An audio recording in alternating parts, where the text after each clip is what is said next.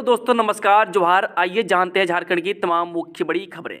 हेमंत सोरेन का दावा, हमारी सरकार 5 साल तक कार्यकाल पूरा करेगी, चुनाव के बाद फिर सत्ता में आएंगे। रांची 1 जनवरी। झारखंड की सत्ता सियासत को लेकर जारी तरह तरह के कायसों के बीच सीएम हेमंत सोरेन ने दावा किया है कि हमारी सरकार 5 साल कार्यकाल पूरा करेगी, 2024 में विधानसभा चुनाव के बाद फिर सरकार बनाएगी। सोरेन सोमवार को राज्य के खरसावा में आयोजित के एक विशाल जनसभा को संबोधित कर रहे थे। यह जनसभा 1948 में पुलिस की गोलियां से शहीद हुए आदिवासियों को श्रद्धांजलि देने के लिए आयोजित की गई थी। सीएम ने कहा कि 2019 में जिस दिन हमारी सरकार बनी, उसी दिन से हम विपक्षी से गिराने की साजिश में जुट गए हैं, लेकिन हमने उनकी परवाह नहीं की है। हम किसी डर या दबाव के आगे झुकने वाले नहीं हैं। हमारी सरकार ने जब आदिवासियों को उनका हक और अधिकार देना शुरू किया तो उनके पेट में दर्द होने लगा। राजनीति के मैदान में हमसे मुकाबला नहीं कर सके तो तरह तरह के हथकड़े अपनाकर परेशान कर रहे हैं।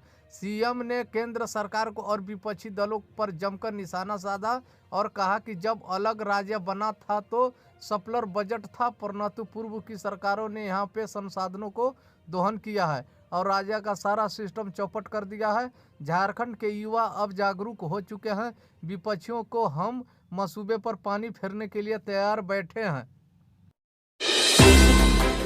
उत्तर प्रदेश और हरियाणा में साइक्लोन, झारखंड में अगले 5 दिनों तक रहेगा ऐसा मौसम। झारखंड में आने वाले कई दिनों तक बारिश होने की आसार है। मौसम विभाग ने जानकारी दी है कि रांची के एयरपोर्ट रोड स्थित मौसम केंद्र के प्रमुख अभिषेक आनंद ने कहा है कि 3 जनवरी से 6 जनवरी तक बारिश होने का आसार है। इस बीच तापमान में वृद्धि के भी संकेत हैं। मौसम वैज्ञानिक ने सोमवार को बताया कि अगले 24 घंटे के दौरान झारखंड के न्यूनतम तापमान में किसी बड़े बदलाव की संभावना नहीं है। इसके बाद अगले 2 दिनों तक इसमें 2-4 डिग्री सेंटीग्रेड की वृद्धि हो सकती है। मौसम वैज्ञानिक ने यह भी बताया कि 2 जनवरी को हल्के से माध्यम दर्ज का कोहरा छाया रहेगा, बाद में आसमान साफ रहेगा। मंगलवार को साफ मौसम भी शुष्क रहेगा। इसके बाद 3 जनवरी से 6 जनवरी तक बारिश होने की संभावना है। मौसम विभाग के वैज्ञानिक ने जताई है कि इसने कहा कि 3 से 5 जनवरी तक झारखंड के उत्तरी पश्चिमी तथा मध्यम भागों में कहीं हल्की बारिश होने की संभावना है। वही 6 जनवरी से राज्य में कई हल्के दर्जों में वर्षा हो सकती है। मौसम के केंद्र के मुताबिक हरियाणा और उनकी निकटती पश्चिम उत्तर प्रदेश एवं उनसे सटे इलाकों में साइक्लोन बना हुआ रहेगा। रांची स्थित मौसम केंद्र में मौसम के संबंध में कोई चेतावनी जारी नहीं है। हाँ, राजधानी रांची के इलाके आसपास इलाकों के लिए पूर्वानुमान जारी रहेगा। उसने कहा है कि 2 जनवरी को पूरा या धुंध छाया रहेगा, आंशिक बादल भी छाए रहेंगे। हालांकि मौसम में शुष्क रहने के लिए अनुमान मौसम विभाग ने जताया है। 3 जनवरी को आंशिक बादल छाए रहने के साथ साथ हल्के दर्ज भी वर्षा हो सकती है। 4 और 5 नवंबर को भी यह हालत बने रहेंगे। इस दौरान रांची न्यूनतम तापमान जो सोमवार 11 सेल्सियस डिग्री है, जब 5 जनवरी को बढ़कर 14 सेल्सियस डिग्री हो जाने का अनुमान है। मौसम विभाग के मुताबिक 2 जनवरी को रांची का अधिकतम तापमान 25 डिग्री और न्यूनतम तापमान 12 डिग्री सेंटीग्रेड रहने का अनुमान है। 3 जनवरी को अधिकतम तापमान 25 डिग्री और न्यूनतम 13 सेल्सियस, तो 4 जनवरी को अधिकतम तापमान और 26 डिग्री, न्यूनतम तापमान 13 डिग्री एवं 5 जनवरी के अधिकतम तापमान 25 डिग्री, न्यूनतम तापमान 14 डिग्री सेल्सियस हो जाने के अनुमान है। भारत मौसम विज्ञान विभाग ने रांची स्थित मौसम केंद्र ने 2 जनवरी से झारखंड के कई जिलों में बारिश की संभावना जताई थी। साथ ही कई इलाकों में घने कोहरे येलो अलर्ट भी जारी किया गया था।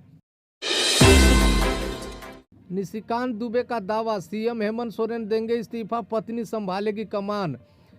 महुआ मोहित्रा का खुलासा करने के बाद झारखंड से भाजपा सांसद निशिकांत दुबे ने एक और खुलासा कर दिया है। इस बार उन्होंने झारखंड के सीएम हेमंत सोरेन को लेकर बड़ा खुलासा किया है। उन्होंने कहा है कि हेमंत सोरेन अपने पद से इस्तीफा देंगे और उनकी पत्नी कल्पना कमान संभालेगी।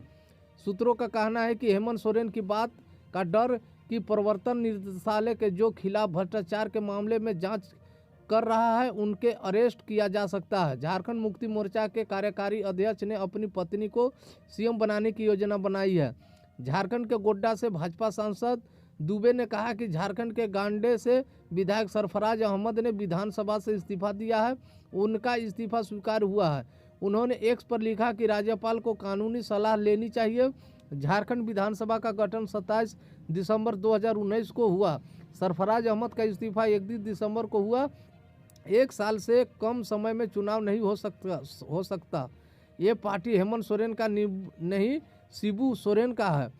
केंद्रीय जांच एजेंसी ने 7वीं बार जब हेमंत सोरेन को धन शोधन निवारण अधिकतम मामले में पूछताछ के लिए बुलाया, वही सोरेन ने ईडी के समन में खिलाफ सुप्रीम कोर्ट और उच्च न्यायालय का दरवाजा खटखटाया था। उन्होंने केंद्र पर निशाना साधते हुए कहा कि 2024 के लोकसभा चुनाव से पहले विपक्षी नेताओं को निशाना बनाया जा रहा है, जांच एजेंसियों का गलत इस्तेमाल किया जा रहा है। बता दें कि ईडी की जांच में माफियों द्वारा भूमि के स्वाभिमुख के अवैध रूप से बदलने के एक बड़े रैकेट से संबंधित है। झारखंड के लिए बहुत बड़ी गुड न्यूज है। इस साल झारखंड में होगी 47,000 नियुक्तियां। 11वीं जेपीएससी शुरू होने की है संभावना। वर्ष 2024 के जून तथा प्रथम चरण 47,000 युवाओं को नियुक्ति पत्र मिलने की संभावना है। वही जून के बाद दूसरे चरण में लगभग 24,000 से अधिक पदों के लिए नियुक्ति प्रक्रिया शुरू हो सकती है। इस वर्ष 70,000 से अधिक युवाओं को सरकारी नौकरी मिल सकती है। झारखंड कर्मचारी चयन आयोग की ओर से फिलहाल 43,603 पदों पर नियुक्ति प्रक्रिया चल रही है, जबकि झारखंड लोक सेवा आयोग में 1,000 से अधिक पदों पर नियुक्ति प्रक्रिया चल रही है। 2,754 पदों पर जल्द ही नियुक्ति प्रक्रिया शुरू होने की संभावना है। झारखंड कर्मचारी चयन आयोग की ओर से चल रही नियुक्ति प्रक्रिया में कुछ पदों के लिए परीक्षा हो चुकी है, वही कुछ का आवेदन जमा हो चुका है। यह सभी नियुक्ति जून तक पूरी हो जाने की संभावना है। 43,603 में से आधी से अधिक नियुक्ति स्कूली शिक्षा एवं संरक्षा विभाग की है। 26,001 शिक्षकों की नियुक्ति परीक्षा जनवरी में प्रभावित है। +2 विद्यालयों को 3120 शिक्षकों की नियुक्ति के लिए परीक्षा हो गई है। प्रमाण पत्र सत्यापन की प्रक्रिया चल रही है। जनवरी के अंत तक इन्होंने नियुक्ति पत्र दिया जा चुका है। वही 4919 सिपाहियों की नियुक्ति के लिए आवेदन पर 15 जनवरी से जमा लिया जाएगा। झारखंड डिप्लोमा स्तरीय संयुक्त प्रतियोगिता परीक्षा झारखंड नगरपालिका सेवा वर्ग प्रतियोगिता परीक्षा 2023 का आयोजन हो चुका है। रिजल्ट इस माह जारी होने की संभावना है। प्रयोगशाला सहायक को 690 पद से 550 को नियुक्ति पत्र दिया गया है। शेष पदों पर कर्मचारी चयन आयोग द्वारा रिजल्ट जारी किया जाएगा। साल के पहले ही दिन झारखंड की राजनीतिक में भूचाल, जेएम विधायक ने दिया इस्तीफा। रांची, साल के पहले दिन झारखंड की राजनीतिक में भूचाल ला देने वाली खबर सामने आई है। यहाँ झारखंड मुक्ति मोर्चा के विधायक सरफराज अहमद ने राज्य की विधानसभा से इस्तीफा दे दिया है। बता दें कि सरफराज अहमद के इस्तीफे की चर्चा में काफ़ी लंबे समय से चल रही थी। माना जा रहा था कि पार्टी में सब कुछ ठीक चल रहा है। सरफराज अहमद कई दिनों से नाराज थे। हालांकि अभी तक यह स्पष्ट नहीं हो सका है कि सरफराज ने किस बात को लेकर अपना इस्तीफा सौंपा है। सरफराज अहमद ने अभी तक इस्तीफा देने का कारण स्पष्ट नहीं किया है। आज सोमवार को झारखंड के 17 पार्टी झारखंड मुक्ति मोर्चा के विधायक सरफराज अहमद ने राज्य विधानसभा से इस्तीफा दे दिया है। सोमवार को जरिए एक अधिसूचना में इस बात की जानकारी दी गई। बता दें कि राज्य के गांडे विधानसभा सीट से झामुमो विधायक डॉक्टर सरफराज अहमद के इस्तीफे देने के कारण अभी स्पष्ट नहीं है। विधानसभा सचिवालय द्वारा जारी अधिसूचना में कहा गया है कि जनता को सूचित किया जा रहा है कि झारखंड विधानसभा के अध्यक्ष ने गांडे से विधायक सरफराज अहमद का इस्तीफा स्वीकार कर लिया है। यह निर्वाचन क्षेत्र 31 दिसंबर 2023 से रिक्त है। बता दें कि झारखंड के इस साल के आखिरी में विधानसभा चुनाव होने हैं। ऐसे में यह भी कयास लगाए जा रहे हैं कि सरफराज अहमद पार्टी छोड़ भी सकते हैं। साल 2019 के विधानसभा चुनाव में कांग्रेस झामुमो गठबंधन के दौरान जबकि सीटों का बंटवारा किया गया तो सरफराज अहमद को गांडे विधानसभा सीट मिली। इस सीट से चुनाव लड़कर उन्होंने जीत भी हासिल की। हालांकि सरफराज अहमद को मंत्री बनने की उम्मीद थी, लेकिन उन्हें मंत्री नहीं बनाया गया। उसी जगह हाजी हुसैन अंसारी को अल्पसंख्यक कोटि के से मंत्री बना दिया गया था। वही अब हाजी हुसैन के निधन के बाद उन्हें बेटे महफिजुल अंसारी को मंत्री बना दिया गया है। झारखंड के जमशेदपुर शहर में सोमवार को सुबह एक कार के डिवाइडर से टकरा जाने के कारण 6 लोगों की मौत हो गई है और अन्य 2 घायल हैं। पुलिस ने यह जानकारी दी है कि एक अधिकारी ने बताया कि यह दुर्घटना सुबह करीब 5 बजे बिष्टुपुर पुलिस थाना क्षेत्र में सर्किट हाउस चौराहे के पास हुई है। झारखंड के मुख्यमंत्री हेमंत सोरेन ने सड़क दुर्घटना में 6 लोगों की मौत पर दुख व्यक्त किया है। सोरेन ने एक्स पर कहा है कि जमशेदपुर में एक सड़क दुर्घटना में 6 लोगों की खबर सुनकर दुखी हूं। भगवान दिवंगत आत्माओं को शांति दे और शोक संपन्न परिवार के सदस्यों को दुख की इस घड़ी से सहन करने की शक्ति दे। जमशेदपुर के वरिष्ठ पुलिस अधीक्षक कौशल किशोर ने पीटीआई भाषा को बताया, कार में 5 लोग के बैठने की क्षमता थी, लेकिन इसमें 8 लोग यात्रा कर रहे थे। कार पहले डिवाइडर और फिर सड़क के किनारे लंबे खंभे में टकराई। उन्होंने कहा कि हादसे में 5 लोगों मौके पर मौत हो गई, जबकि 3 को अस्पताल ले जाया गया, जहां एक व्यक्ति ने दम तोड़ दिया। अधिकारी ने बताया कि बाकी 2 का इलाज चल रहा है। उन्होंने कहा कि कार की रफ्तार काफ़ी तेज थी। टक्कर इतनी जोरदार थी कि सभी 8 लोग कार के अंदर फंस गए और गैस कटर की मदद से उन्हें बाहर निकाला गया। उन्होंने बताया कि यह सभी सरायकेला सरखावा जिले के आरटीआई थाना क्षेत्र के हैं।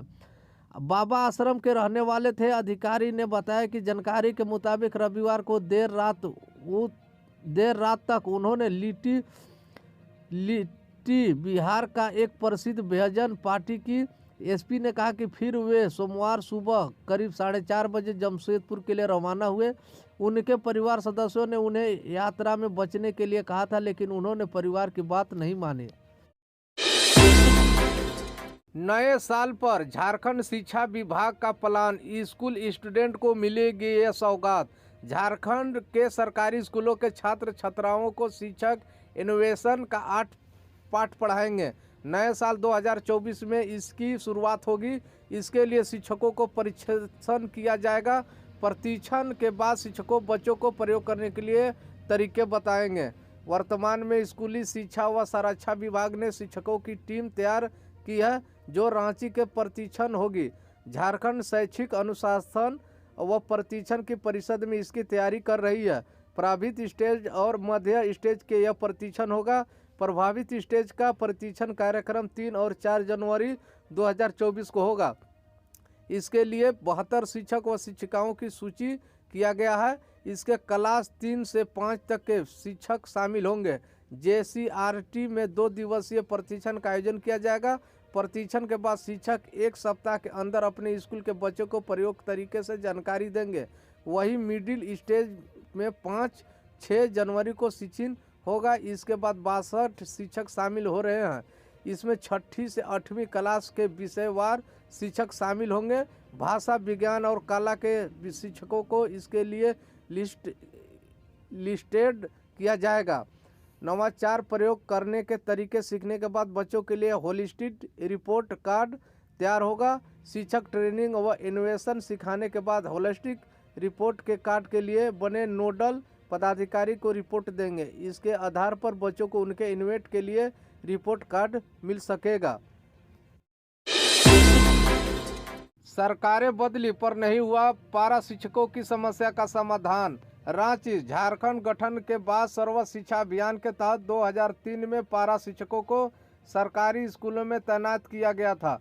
वक्त इसका चयन ग्राम सभा की ओर से किया जाता है। उन्होंने मानदेय के तौर पर 10,000 रुपये दिए जाते थे। वो भी इन्हीं हर महीने नहीं मिलता था, 5-7 महीनों में मानदेय दिया जाता था। चुनाव से पहले ही हर सुविधा देने की बात की जाती थी, लेकिन चुनाव के बाद भी सरकार की लाठियां के अलावे कुछ नहीं मिला। आंदोलन और लाठीचार्ज में कई पारा शिक्षक की मौत हो चुकी है। पिछली हर सरकार में इनको मानदेय में कुछ न कुछ वृद्धि हुई तो, लेकिन नियमित तौर पर मानदेय मिलने से दिक्कत होती रही। पारा शिक्षक 2004 से सम्मानजनक मानदेय और अस्थायी करने की मांग करते रहे। वर्तमान में पारा शिक्षक वेतन की मांग को लेकर आंदोलन कर रहे हैं।